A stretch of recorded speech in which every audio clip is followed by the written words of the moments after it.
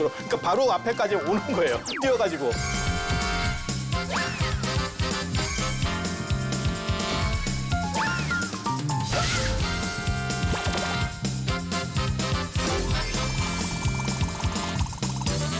이런 좋은 프로그램 만드는 BTN 불교 TV는 정말 대단한 공헌을 하고 있는 거겠네요.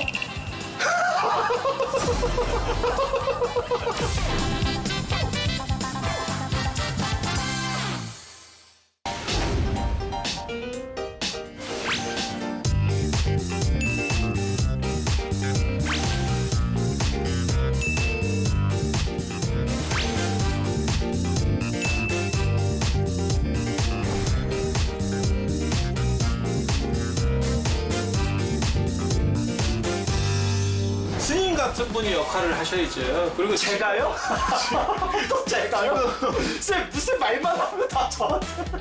삼국유사에 보면 백률사조나 이런 데 보면 바로 이야기가 있거든요. 그래서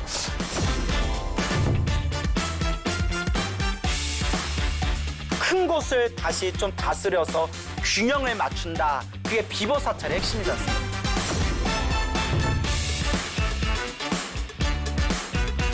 아직 밥 덜 됐어요. 밥 안 됐어? 그래서 못 합치면서 시간 때우는 거다. 예, 안녕하세요. 스님 안녕하십니까? 스님. 예, 스님. 요정 스님을 제가 못 봐서. 근데 요정님 계룡산으로 예, 스님 제가 주처를 옮기셨다고 그렇게 화계사에 들었는데. 한 7년 살았고요. 이번에 잘 아름답게 마무리 회양하고요. 제 노스님이 계신 할아버지 스님이 계신 계룡시에 있는 원호사라는 절에 제가 이제 짐을 풀게 되었습니다, 스님. 계룡산으로 가시니까 훨씬 좋아요. 더 좋냐고요? 네. 스님 저 이렇게 좀 살 빠져 보이지 않아요? 그건 요정이니까. 예. 요정이 살찌면 어떻게 날아다니겠어. 요정이요? 자, 그 계룡산에 가니까 그 계룡의 맑은 에너지 때문에 제 몸에 잡된 기운이 좀 빠져나간 것 같습니다. 어우, 스님. 다행이다. 스님도 시골 체질인가 봐요. 저 시골 좋아해요. 도시에 사느라 고생 아니요. 많으셨어요.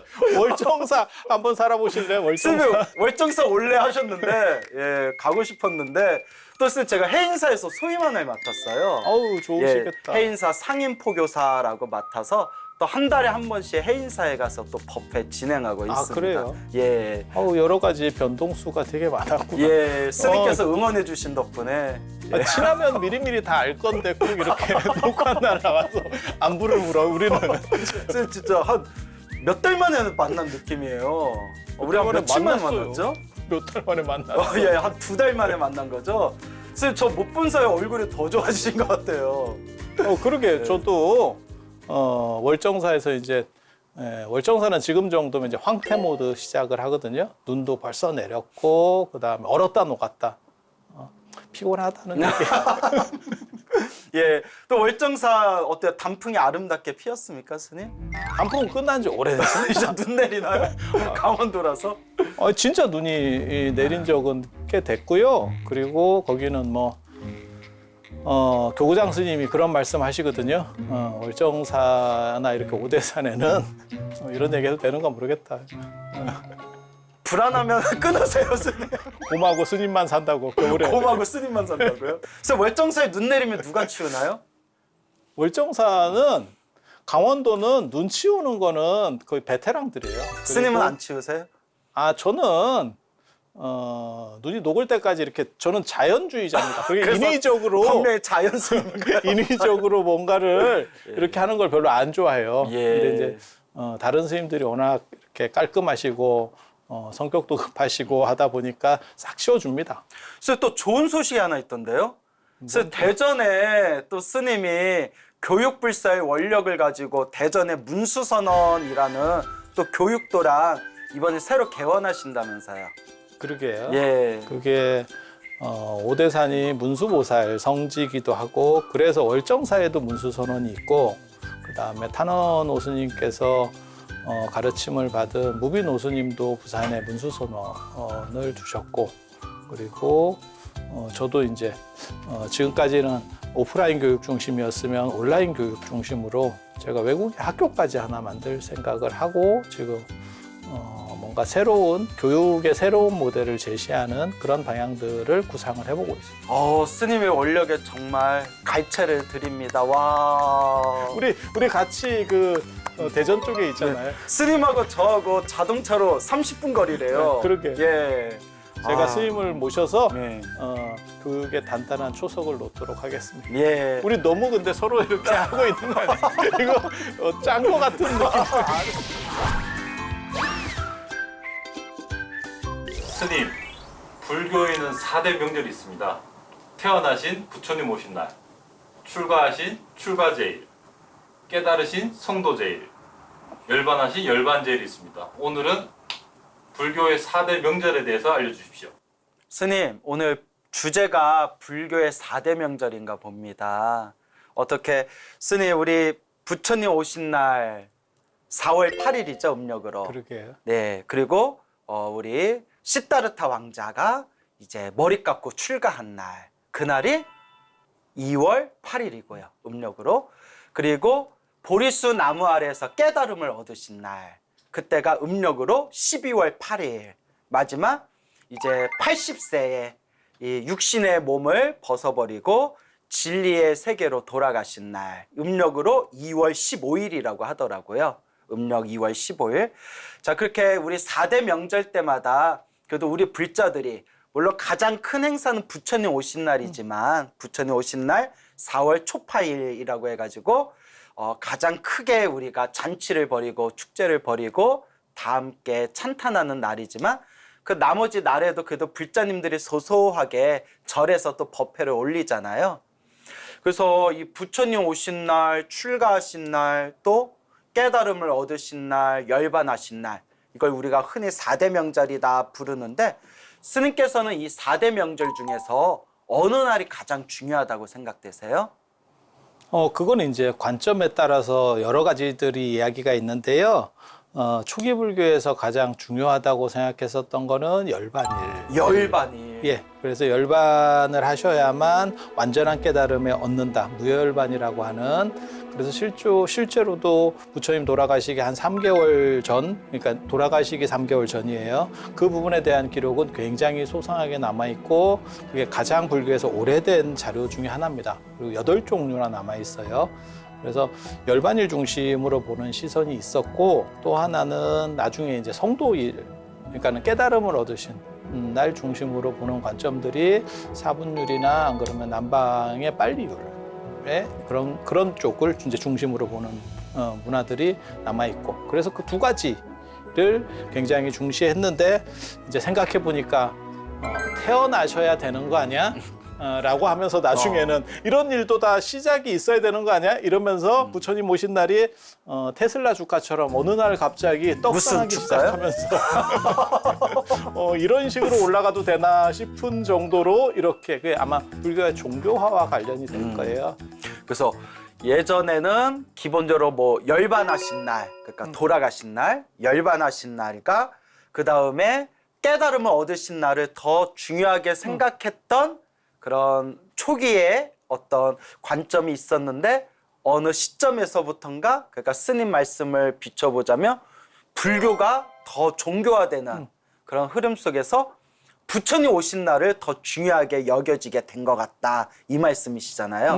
맞아요. 네. 그렇게 될 수밖에 없었던 거는 맨 처음에, 근데 그걸 기본적으로 알아두셔야 될 게 열반도 열반이고 그 다음에 성도도 열반이에요. 그래서 하나는 유여열반, 성도는 유여열반이라고 하고 그 다음에 돌아가신 건 무여열반이라 그래서 열반이라는 말이 돌아가셨다는 의미보다 깨달음을 얻었다는 의미이잖아요. 그래서 깨달음 중심의 사고가 하나 있었던 거고, 또 한쪽에는 뭐가 있었냐면 교조 중심적 사고들이, 인물 중심적 사고가 있으면 탄생 중심이라고 하는 게 나오는 거고, 그러니까 그런 거죠. 초기에는 부처님에 대해서 큰 관심이 별로 없었고, 그 부처님의 가르침 때문에 내가 깨달음을 얻을 수 있느냐가 중심이었던 거예요. 그래서 깨달음을 어떻게, 그분이 얻으신 깨달음은 뭔가에 대해서 관심이 더 있었고, 나중에는 지금 우리가 생각하듯이 약간 가피, 나를 좀 이끌어줬으면이라는 비중이 점점 커지면서 탄생이라고 하는 부처님을 신앙화하는 어떤 커지는 거죠. 예, 종교의 어떤 관점에서 부처님 오신 날,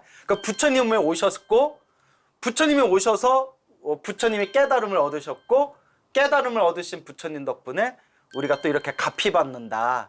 그러니까 뿌리를 거슬러 보자면 부처님 오신 날이 더 중요하게 여겨지는 것이다. 저도 개인적으로 가피 쪽이 더 좋아요. 아, 요새 많이 궁하신가 봐요.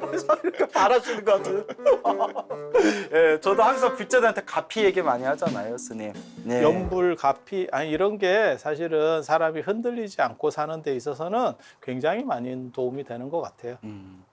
스님, 그러면 이제 우리가 부처님 오신 날이라는 표현을 쓰고 또 출가하신 날이라는 표현도 쓰고 그리고 또 깨달음을 얻으신 날, 또 열반에 드신 날, 뭐 이런 표현을 쓰는데 4대 명절은 들어가지 않지만 또 옛적의 어떤 문헌이나 큰 스님들 법문을 보면 처음으로 설법하신 날, 그러니까 깨달음을 얻으시고 중생들을 향해서 첫 설법하신 이걸 초전법륜이라고 한다라고 예. 하요 처음으로 바퀴, 진리의 수레바퀴를 굴리셨다.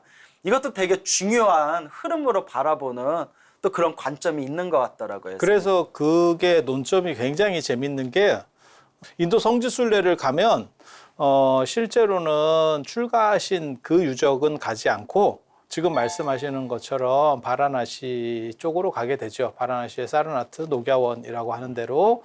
그래서 그렇게 첫 설법을 중심으로 할 거냐, 안 그러면 출가를 중심으로 할 거냐라는 두 개의 관점이 굉장히 갈렸던 것 같아요.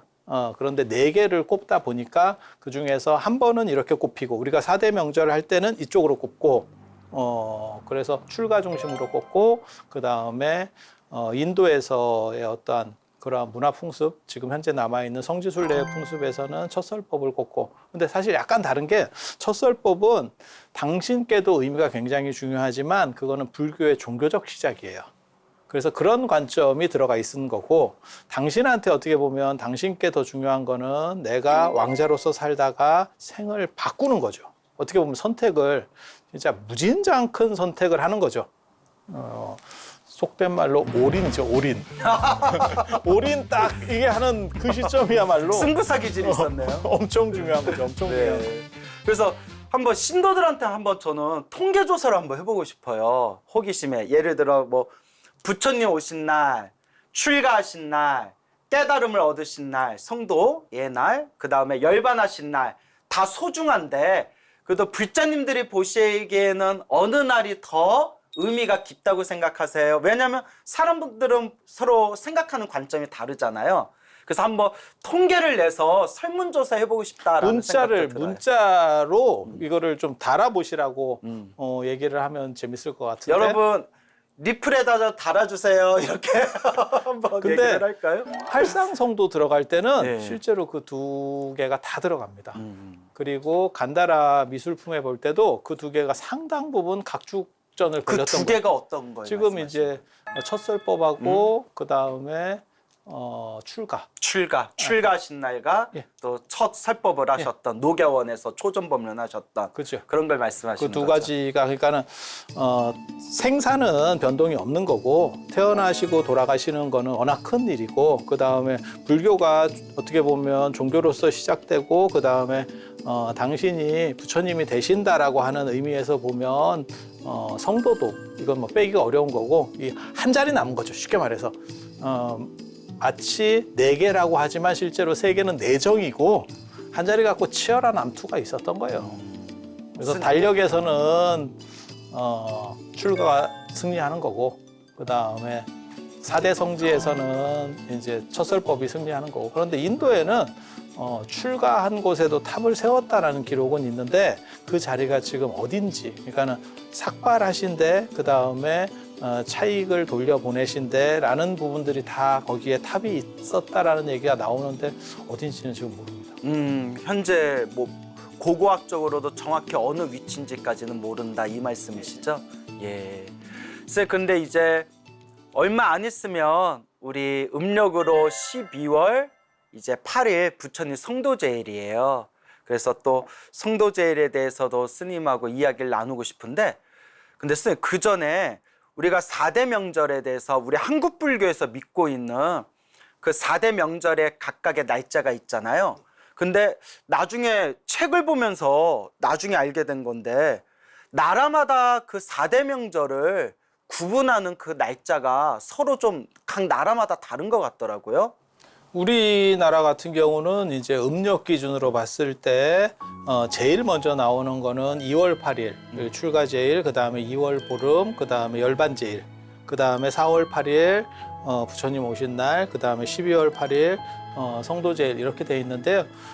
실제로 현장이 인도에 갔을 때 서유기의 주인공인 현장 스님이 대당서역기라든지 안 그러면 자은전에 써놓은 걸 보면 그게 부파마다 틀리고 동네마다 틀려요. 그럴 수밖에 없는 게 인도는 땅이 넓고 그 다음에 그 당시만 해도 하나의 역법으로 통일이 잘 안 됩니다. 그러니까 달력이라든지 이런 것들이 완전 통일이 어려워요. 그럴 수밖에 없다라고 생각이 드는 게 뭐냐면 중국이나 미국 같은 나라를 단일 시간대로 쓸 수가 없잖아요.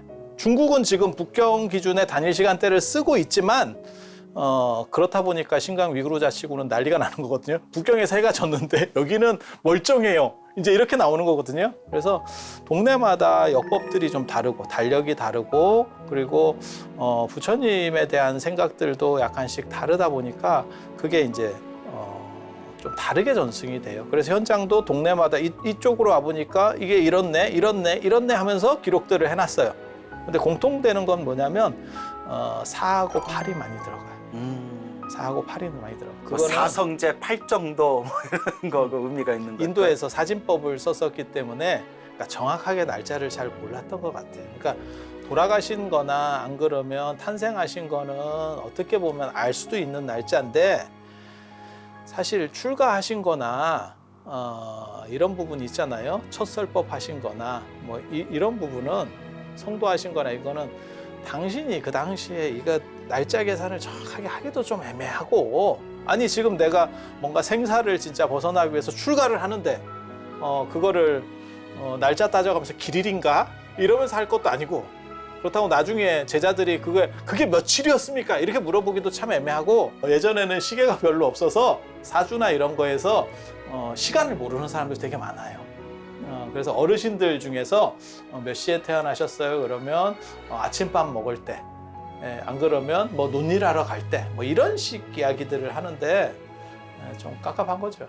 그러면 스님, 우리 불교계에서 각각의 나라마다 그리고 각각의 종파마다 그 불교의 4대 명절을 바라보는 관점이 달랐잖아요. 날짜도 저마다 달랐고 그 이야기는 정확히 부처님이 태어나신 날이 언제냐, 출가하신 날이 언제냐, 깨달으신 날이 언제냐, 열반에 드신 날이 언제냐 이게 중요한 게 아니라 정확한 날짜가 중요한 게 아니라 어차피 날짜가 역사마다 시대마다 다르게 표현이 됐으니까요.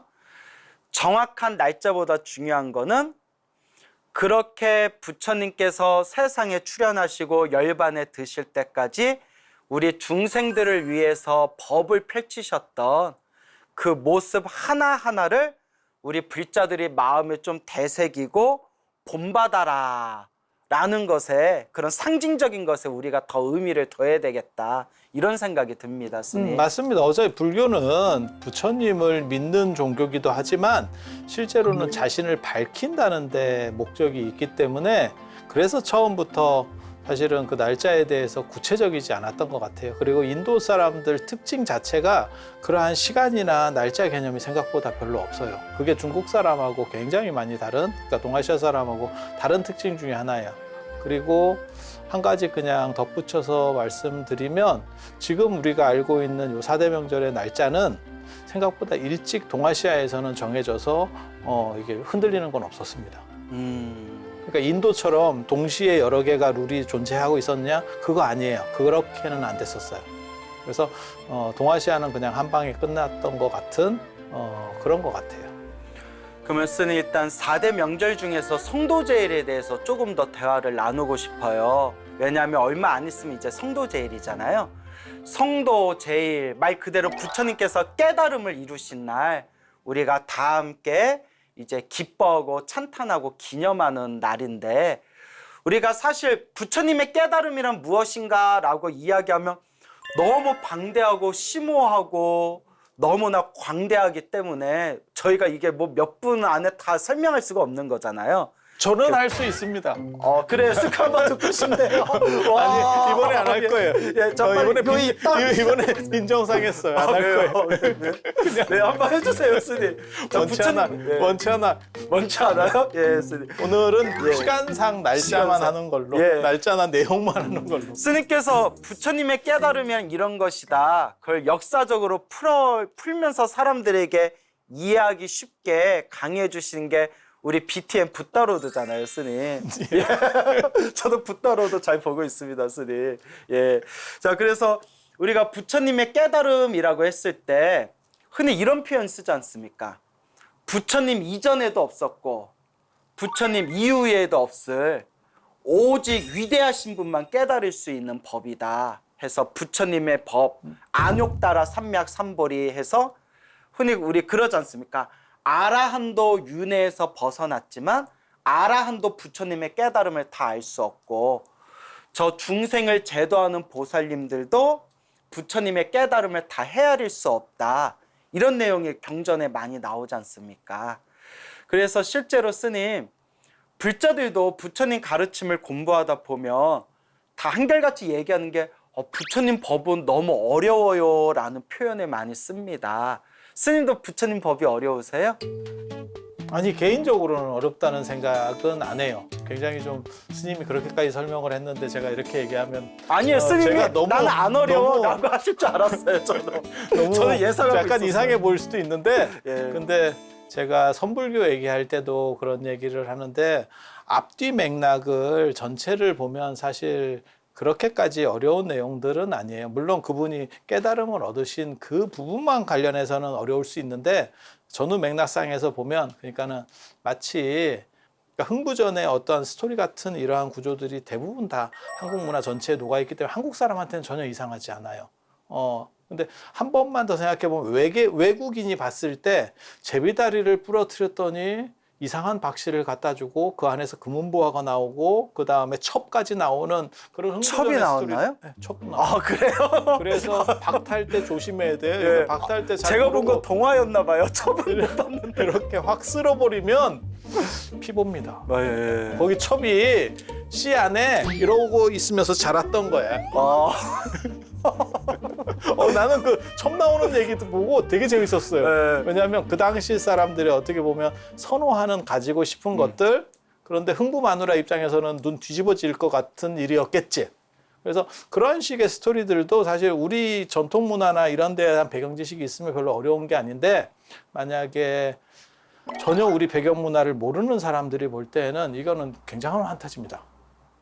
그래서 부처님 이 깨달음을 말씀하시는 부분들도 그렇고 중국에서 당나라 선불교 얘기하는 것도 그렇고 그 앞뒤 배경들을 좀 알면 문화 배경을 알면 그렇게까지 막 이렇게 동떨어진 얘기를 하는 게 아니에요. 만약에 이분들이 그렇게 어렵고 동떨어진 얘기를 했으면 그 당시에 절대 안 먹혔을 겁니다.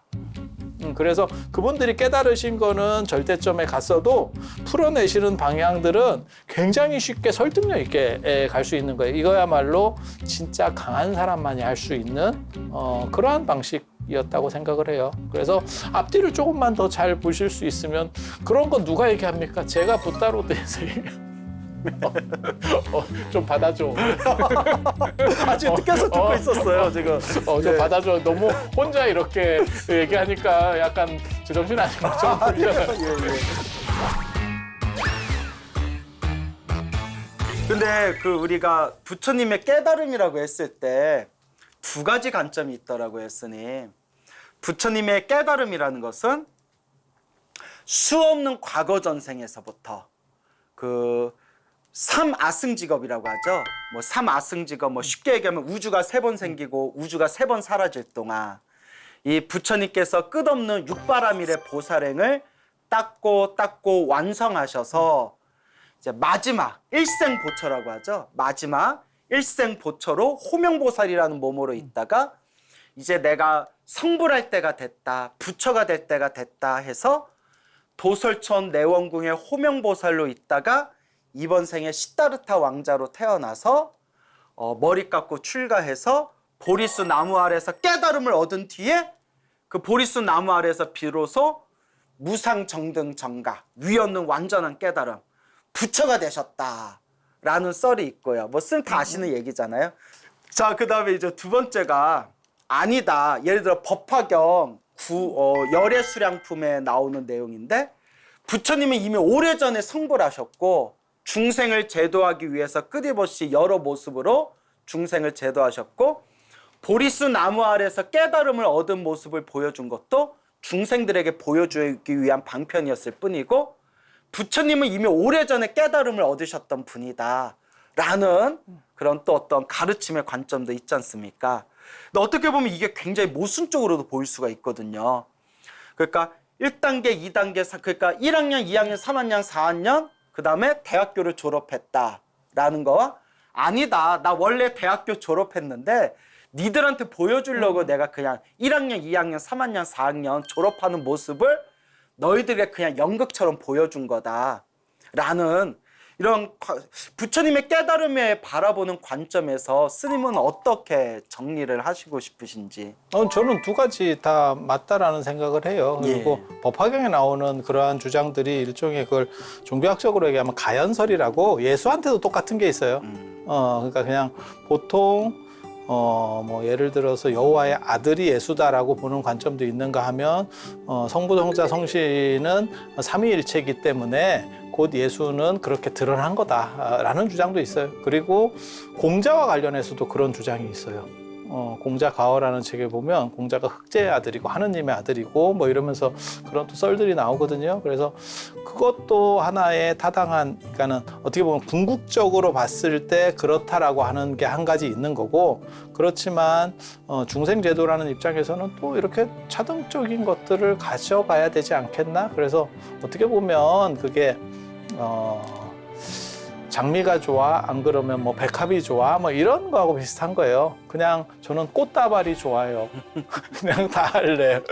그리고 그게 설득력이 없으면, 만약에 하나는 맞고 하나는 틀려요 라고 하면 어떤 일이 벌어지냐면 하나는 결국 사라졌을 거예요. 그런데 그게 나름의 설득력이 있고, 그리고 두 가지가 꼭 충돌하지도 않아요. 이걸 겹쳐서 이렇게 보면 마치 매트릭스라고 하는 세계 속에 네오는 나가 있는 사람이지만 다시 들어와서 그 안에서 사람들을 각성시키려고 하는, 그러니까 밖에 있는 사람인 동시에 안에 있는 사람이에요 라고 하는 설정도 충분히 가능하거든요. 그래서 그런 것들도 저는 가능하다라는 생각을 해요. 그래서 저는 사실 그 문제보다 나도 그렇게 될 수 있을까? 라는 문제에 대해서 좀 더 신경을 쓰고 있죠. 그러면 또 제가 책을 보면서 또 이런 관점도 있구나라고 생각되었던 부분인데, 이런 부분 때문에 불교가 더 어렵게 느껴지는 것 같아요. 수많은 종파의 관점이 있잖아요. 저희 북방 대승불교에서는 기본적으로 한 분의 부처님이 보살량을 완성해서 성불하게 되는 기간을 보통 경전에서 논서에서 삼아승직업으로 보잖아요. 삼대아승직업 547세. 예.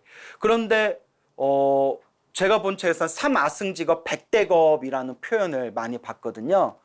근데 저기 남방불교, 미얀마, 스리랑카, 태국, 니까야 쪽 남방불교에서는 사아승직업 10만 대겁이 걸렸다, 사아승직업이 걸렸다라고 또 표현돼 있더라고요. 그래서 똑같은 불교인데도 우리 북방 쪽에서는 삼아승직업이라는 표현을 표준으로 사용했고, 저 남방불교에서는 1아승직업이면 엄청 차이가 나는 거잖아요.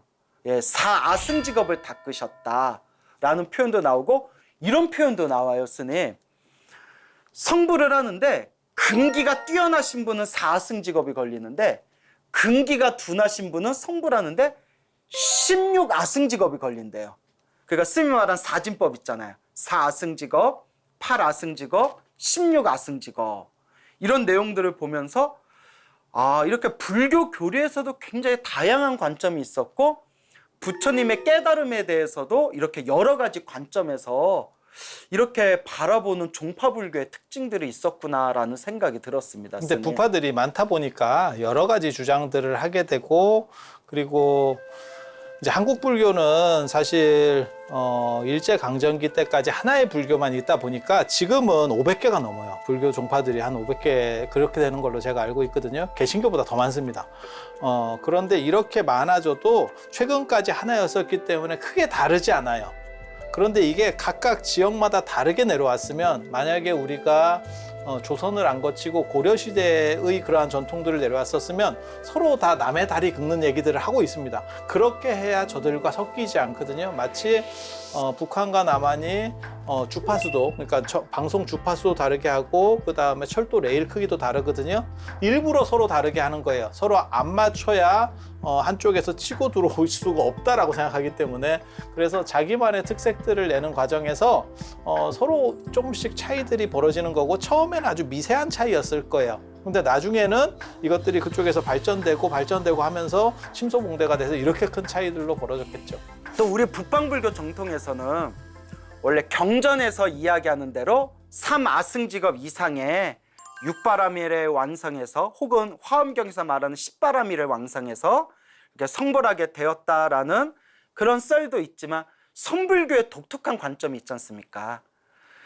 3아승직업이니 수없는 억겁의 보살행이니 이런 것도 다 한바탕 환과 같고 꿈과 같다. 지금 이 순간 마음을 깨치면 그것 자체가 성불일 뿐이다라는 소위 경선성불, 혹은 1초지기 멸해지, 한 방에 뛰어넘어 근본에 쑥 들어가 바로 부처님 경지에 이른다 라는 또 선불교의 가르침이 나오게 되지 않습니까? 그리고 그게 선종과 교종의 교리적인 대립도 사실 역사적으로 굉장히 심했지 않습니까, 스님? 아니 근데 선불교가 타당성을 가지는 거는 저는 뭐 선불교주의자니까 그럴 수도 있지만 이 동아시아는 이론론이기 때문에 두 개의 세계가 존재하지 않고 내 마음도 하나에서 이렇게만 바꾸면 돼요. 그래서 이게 도노가 가능한 거고, 남방불교나 인도불교 같은 경우는 이원론 세계거든요. 마치 매트릭스의 가상 매트릭스의 세계가 있고 깨어있는 세계가 있는 거예요. 그러니까 네오라는 사람이 계속 들어가서 이거를 깨트리려고 하는 거죠. 그런데 그거는 두 개의 세계, 현실 세계하고 이상 세계, 진재, 속재 뭐 이런 식으로, 그리고 그거 히람에서도 다 통하는 겁니다. 그래서 하나는 지금 세계, 하나는 이데아의 세계, 이렇게 나오는 건데, 동아시아 같은 경우는 이거를 그냥 내 마음에서 관점에 따라서 돌리기 때문에, 그래서 해능 스님 얘기에 그거 있죠. 극락도 내 마음을 돌리면 극락인 거지, 그러니까 유심정토라고 하는 걸로 나오는 거죠. 실제로 10만 억토가 떨어져 있는 게 아니야. 그래서 이론론적 특징을 잘 얘기하는 거고, 저는 지금은 그러한 방식들이 동아시아 방식이 맞다라고 생각을 하거든요. 이유는 뭐냐면 현실과 유리되지 않고 현실 속에서 깨달음이 작동할 수 있는 구조를 얘기하는 거는 동아시아밖에 없어요. 그래서 동아시아에는 출가주의도 생각보다 약합니다. 인도나 동남아시아 쪽 같은 경우는 출가주의라고 하는 것들이 엄격하게 분기된다면, 우리 대표적으로 그거 있잖아요. 원효는 속퇴했지만 끝까지 고려불교에서 스님으로 만들어줬어요. 자기는 그만두겠습니다. 나 탈퇴입니다. 이랬는데. 벗합니다라고 했는데 굳이 환석한 사람 스님이라고 계속. 그래서 지금은 성사로 됐어. 성사로. 성스러운 스승님이시다. 예. 되게 재밌지. 예. 근데 그게 가능한 게, 저기 남방불교나 인도불교 같으면 말 같지도 않은 얘기거든요. 근데 이런 식의 논리 구조가 가능한 게 사실은 이론론 때문에 현실과 유리되지 않는다라고 하는, 그래서 본질적이고 네 마음이 어떤 자세를 취하느냐에 대해서 사실은 거기에 방점이 찍히다 보니까 이런 일들이 벌어지는 거예요. 그래서 그거를 설득력 있게 이렇게 조금만 보면 다 그게 맞아요. 그러면 뭐가 꼭 100% 맞습니까? 네가 맞는 걸 찾아. 저는 그렇게 얘기하거든요. 어차피 불교라고 하는 것은 백화점하고 같은 거기 때문에 나한테 맞는, 그러니까 어떤 옷이 꼭 최고로 좋아요, 어떤 브랜드가 좋아요, 아니 그게 아니고 너한테 맞고 네가 좋아하는 브랜드를 쓰면 되는 거야 라고 말을 해주고 싶어요. 그러니까 우리는 부처님한테 절을 하고 기도를 하지만 그 목적은 내가 붙다가 되는 데 있는 거니까, 나를 찾으면, 그리고 그 찾는 방법은 나한테 맞는 거를 찾으면 된다 라는 생각을 합니다. 결국 부처님의 가르침은 우리가 대기설법이라고 하지 않습니까? 부처님께서 보리수 나무 아래에서 위대한 깨달음을 얻으시고 심각하게 고민하는 내용이 나오시잖아요. 이 불법은 너무나 심오해서 중생들한테 섣불리 가르쳐줘봤자 제대로 이해하지 못하고 오히려 부처님의 법을 비방하게 될 것이다. 차라리 법을 설하지 말고 내가 그냥 이대로 열반에 드는 게 낫지 않을까? 라는 내용이 펼쳐지고 그때 하늘색의 범천이 내려와서 부처님 법을 설하여 주시옵소서 청을 한 뒤에 부처님께서 비로소 그러면 내가 널리 법을 설하겠다라고 하는 그런 막 극적인 연극 같은 내용이 막 펼쳐지지 않습니까? 그때 부처님께서 선택하신 방법이 대기설법이다라고 저희 배웠습니다. 중생마다 수준이 다르고 성향이 다르고 능력이 다르기 때문에 이 하나의 위대한 깨달음인 부처님의 법을 중생들 눈높이 수준에 맞춰서 이 법을 가르치고 설한다. 그래서 부처님은 하나의 소리로서 법을 설하지만 듣는 자들마다 서로 다르게 듣고 또 듣는 자마다 다르게 듣는 그 중생들을 또 눈높이에 맞춰서 부처님께서 근기 따라 또 법을 설하시네. 뭐 이런 식의 이제 내용이 펼쳐지면서 부처님의 법은 한 맛이지만 하나의 맛이지만 결국 그걸 어떻게 받아들이냐는 것은 또 각자의 몫이다. 또 이런 내용들이 예전에 그 나오지 일수사견 뭐 이런 거 있었잖아요. 물 하나를 이제 여러 가지 모습으로 본다. 똑같은 물이라도 예. 천신은 거울로 보고 예. 그다음에 물고기는 집으로 보고 사람은 물로 보고 예. 아귀는 불로 보고 예. 하듯이 그래서 보리유지 이름교라고 하는 게 굉장히 재밌는 주장이 있어요. 이름교는 부처님은 한 말씀만 하시는데 듣는 사람의 차등이 그러니까는 두 가지가 있거든요. 대기설법도 하나는 부처님이 그 사람 근기에 맞춰줘서 설법을 했다라고 하는 게 한 가지. 부처님은 다 똑같이 얘기했는데 듣는 사람이 헛소리로 듣는데. 그래서 헛소리까지는 아니겠죠. 자기가 잘못 들어서 소승이 되고, 자기가 잘 들으면 대승이 되고, 그 다음에 한 방해로 들으면 선불교가 되고, 이런 주장도 있는 거예요. 저는 그 얘기를 처음에 듣고 되게 재밌었어요. 실제로 수업을 해도 답안지를 받아보면 우리가 이름교를 했던 거야. 네. 나는 이렇게 얘기했는데 답안지를 받아보면 그게 이런 거구나 이런 생각이 들지. 1시간 동안 내 강의를 했는데 학생 100명은 저마다 나는 이와 같이 들었다. 맞아요. 서로 저마다 다른 견해가 있는 거죠. 되게 재밌어요. 저도 그런 경험 많이 했어요. 예. 그리고 지금 성도제일과 관련해서 이게 12월 8일이잖아요. 그래서 예전에는 12월을 나벌이라고 그랬어요. 사냥달이라고 불렀어요. 사냥달. 그러니까 농사 다 끝나고 이거 음력 12월이에요. 그래서 눈이 이렇게 쫙 덮이는 지금 12월 말고 음력 12월에 눈이 덮이면 발자국이 이렇게 찍힌대요. 애들이 먹을 것도 없고 그래서 민가 쪽으로 좀 더 내려오게 되고 발자국도 찍히고 이럴 때 뭘 해야 되겠습니까? 이럴 때 먹이를 줘야 되는데 그때는 옳다구나 이러고 그거를 몰아서 잡았어. 그래서 12월을 사냥달이라고 별로 농사 끝나고 할 일도 없고 이러니까 사냥을 주업으로 했대요. 그래서 사냥달이라고 하고 그 12월을 그래서 나벌이라고 하는데 나벌, 사냥할, 수렵하다 할 때 낙자. 예. 그래서 나벌 8일이 되는 거거든요. 나팔일이라고 불렀어요. 발음이 조금 그렇긴 한데 나팔일. 그리고 부처님께서 성도하시기 전에 이제 수자타한테 우유죽, 유미죽이라고 하는 죽공양을 드시잖아요. 그래서 그때 이제 나벌 8일에 죽을 써서 공양을 올리는. 그래서 그 죽을 나팔죽이라고 하고 그 죽을 먹으면서 부처님을 기리면서 그렇게 용맹정진하는 문화들이 불교가 산중불교가 되기 전까지는 계속해서 내려오고 있었어요. 그래서 오늘날에도 사실은 그런 정신이 조금 더 복구됐으면 하는. 그래서 단순히 12월 아니면 정확하게 말하면 11월이죠. 옛날 기준으로 보면 그때 공지팥죽만 먹었던 게 아니고 12월에는 나팔죽을 먹고 부처님을 기리면서 자신을 깨치려고 하는 그런 노력들을 우리 선조들이 했었다더라라고 하는 거를 알아주셨으면 좋을 것 같아요. 네. 스님 오늘 4대 명절하고 또 4대 명절을 중심으로 해서 성도제일에 대해서 간단하게 대화를 나눠봤는데 근데 사실 스님 제가 막 여쭙고 싶은 것도 있고 설명하고 싶은 것도 너무 많은데 항상 시간에 쫓기는 참어. 것 같아요. 아, 참아요? 네. 예, 그래서 항상 수박 겉핥기로 맛만 보고 끝내는 느낌이 들어요. 그래서 스님의 이 박학한 또 이야기를 계속 깊이 듣고 물어보면 싶은데, 예. 답을 못 한다니까요. 이 정도가 그리고 딱 좋은 거예요. 이야기가 깊어지면 시청자들 외면한대요. 예, 그래서 예, 오늘은 이 정도로 마치도록 하겠고, 그래서 그래도 이제 성도제일이 코앞에 다가왔으니까 부처님의 깨달음, 이 성도제일을 맞이해서 불자들에게 좋은 말씀 한마디만 덕담해 주시기 바랍니다. 불교의 목적은 부처님을 닮아가려는 데 있고 그 다음에 자신이 깨달음을 얻어서 자유로워지려고 하는 데 있어요. 그래서 자유에 대한 갈망, 행복에 대한 추구는 연세가 드신다 그래서 사라지는 게 아니니까 그것들을 부처님을 어떻게 해서든지 뺏기고 그 다음에 바짓가랭이라도 잡아서 자유와 행복을 마음껏 펼치시고 그 다음에 누리셨으면 하는 생각을 가져옵니다. 열심히 수행해라 그 뜻이죠? 저래 열심히 댕겨! 예스, 오늘 너무 감사드리고 또 자주자주 뵙겠습니다. 감사합니다, 스님. 예, 고생하셨습니다.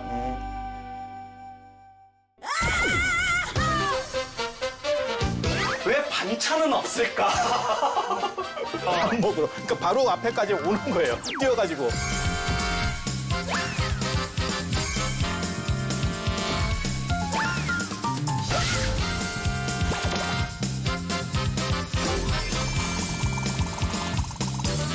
이런 좋은 프로그램 만드는 BTN 불교 TV는 정말 대단한 공헌을 하고 있는 거겠네요.